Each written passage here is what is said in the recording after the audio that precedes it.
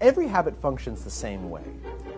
At first, there's a cue, some type of trigger that makes the behavior unfold automatically.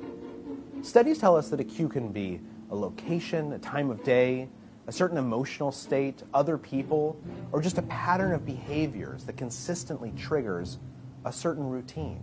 To figure out the cue for my craving, I spent a few days tracking exactly when the urge to eat a cookie hit. And what I noticed pretty soon was something interesting. The cookie craving always hit about between 3 o'clock and 3:30 in the afternoon. That was my cue. It was a certain time of day. The next part in the habit loop is the routine, the behavior itself. And for me, that was pretty easy to figure out. Every day between 3 and 3:30, I'd get this craving for a cookie. I'd get up out of my chair. I'd walk over to the elevator. I'd take the elevator up to the 14th floor. I'd get out. I'd buy a cookie, and then I would eat it while talking to my colleagues in the cafeteria. The last part of the habit loop is the reward. And in some respects, the reward is the most important part, because that's why habits exist. To figure out what reward was driving my habit, I did a little bit of an experiment. One day when the cookie urge struck, instead of going up to the cafeteria, I went outside and I took a walk around the block.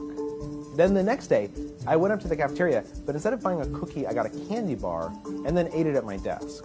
And then the day after that, I went up to the cafeteria again, but I didn't buy anything. Instead, I just talked to friends for about 10 minutes. What I was trying to do was test different hypotheses to figure out what reward I was actually craving. And what I figured out pretty quickly was it had nothing to do with cookies. It had to do with socializing. Nowadays what happens is at about 3:30 in the afternoon, I absentmindedly stand up, I look around the office, I see a friend, I'll walk over and we'll gossip for 10 minutes and then I'll go back to my desk. The urge to go get a cookie has completely disappeared. The new behavior has become a habit, and I've lost about 12 pounds as a result.